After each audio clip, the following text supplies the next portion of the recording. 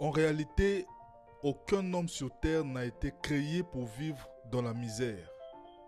La pauvreté matérielle peut avoir plusieurs causes, mais spirituellement, Dieu appelle l'homme à être productif, à être responsable et à refléter son caractère. L'homme a été créé à l'image de Dieu. Dans Genèse 1, verset 26, Dieu dit « Faisons l'homme à notre image, selon notre ressemblance ». Être créé à l'image de Dieu signifie refléter certains attributs de Dieu, notamment la créativité, la responsabilité, la sagesse, la gestion, l'amour, la justice. Dès le commencement, Dieu se révèle comme créateur. Dans Genèse 1, verset 1. Au commencement, Dieu créa les cieux et la terre.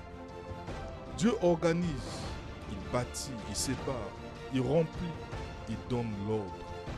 Il montre un Dieu d'intention, de structure et de création. Puis il bénit l'homme. Les principes donnés à l'homme. Dans Genèse 1, verset 28, Dieu dit « Soyez féconds, multipliez, remplissez la terre et l'assujettissez, dominez. » Chaque mot porte un principe.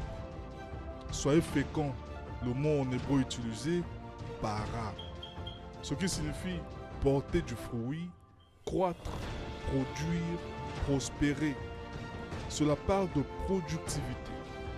Ne pas rester stérile dans ses dons, dans ses talents, dans ses idées. Ensuite, il dit multiplier. En hébreu, ça veut dire rabat. Ce qui veut dire augmenter, devenir nombreux, accroître. Cela parle de développement, d'expansion et de croissance. Et le troisième, ce que j'appelle commandement, il dit remplissez la terre. En hébreu, malé. Ce qui signifie remplir, accomplir, occuper pleinement. Cela évoque l'influence, la présence, l'occupation des espaces. Et là, il termine en disant dominer.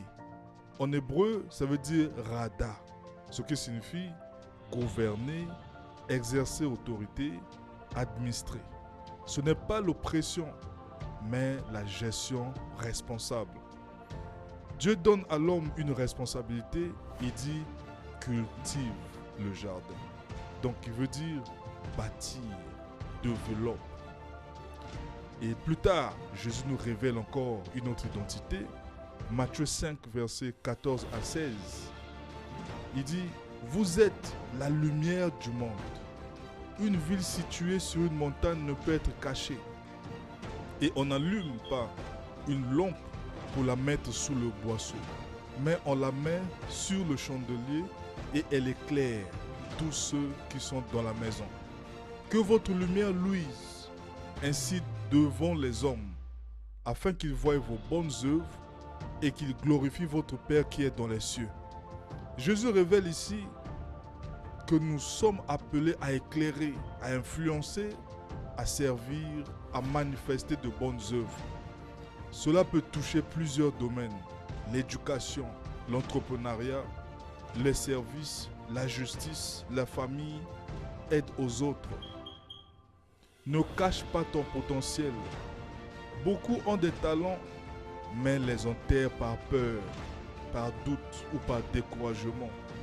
Dieu nous appelle à développer nos capacités, à servir avec excellence, être utile autour de nous, apporter de la lumière là où nous sommes. Que ta vision soit grande, mais qu'elle soit guidée par sagesse, humilité et amour. Et donc, ne cache jamais ton talent. Ne cache pas ce que Dieu a mis en toi. Sois fécond, développe, grandis, sers, influence positivement. Que ta lumière brille pour glorifier Dieu.